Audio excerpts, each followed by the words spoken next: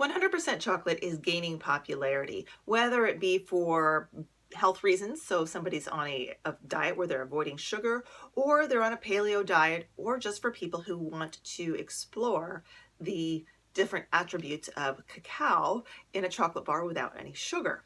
Finding your favorite 100% chocolate bar, whether it be by yourself when you're tasting through chocolate or leading a group of friends through a chocolate tasting of 100% bars, you always want it to be a beautiful experience. You don't want it to be an experience that's overwhelming, and 100% chocolate can be very intense and easily overwhelm your palate and then kind of turn you off or turn off your friends to 100% chocolate. Now, I don't want that to happen. So I'm going to give you my top tips for tasting 100% chocolate, whether it be by yourself or in a group of friends.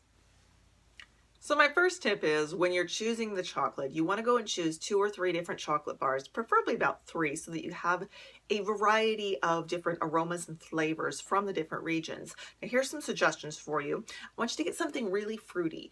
I know that Fresco Chocolate has a Madagascar bar out now that's 100%. That is nice and fruity, a lot of acid going on there. Fantastic bar for tasting. Here's another one. Granada Chocolate Company has one that's nice and fruity also. And then I want you to pick something that's not so fruity, maybe something like this 100% chocolate from Ecuador that Creole makes, or a blend. A blend is a really good way to go. This one is made by Soma. It's Arcana chocolate, or Arcana bars, what they call it, but it's made by Soma, and Soma does a fantastic job of blending chocolates. So 2 or 3 different bars, preferably about 3, one very fruity and a couple of them that aren't so fruity. Now, when you are choosing a 100% chocolate bar, I don't want you to go to the grocery store and get baking chocolate. I want you to get something from a master chocolate maker, somebody who has mastered the art of making chocolate, because with 100% chocolate, there is no sugar for flaws to hide behind.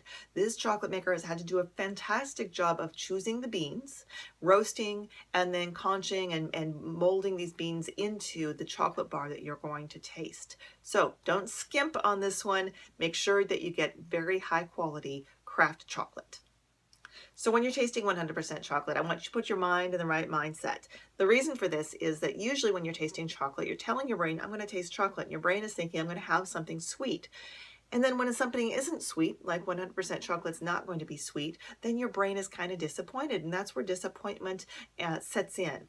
I don't want you to be disappointed. I want you to open your mind and make sure that your expectations are open to chocolate or cacao that has no sugar added.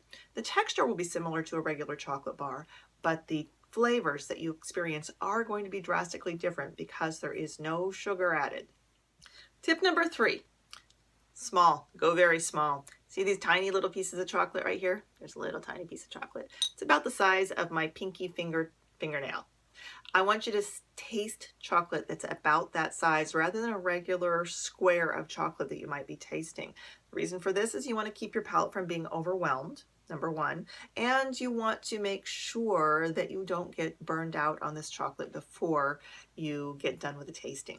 Tip number 4 for 100% chocolate is taste only 100% chocolates at this sitting. Don't taste chocolates with sugar versus chocolates without the sugar, because your brain's already programmed to like the chocolates with the sugar. I want you to experience only the chocolates without the sugar. Now, if you think that only 2 or 3 tastes of chocolate is not enough and you want to expand the tasting to include other things, then I would suggest you try pairing the 100% chocolate with either fruit like bananas or oranges, or dried fruit. Dried apricots is a very good one. Dried cherries, something a little tart there. Or wine, beer, spirits like bourbon, things like that work very well too with 100% chocolate. Now, always remember to keep a journal of what you like and what you don't like when you're tasting and pairing. And if you like this video, please like it down below. Make sure you share it and then that you subscribe. And I hope to see you next week for another video on tasting, pairing, fine chocolate, finding your very favorite fine chocolates.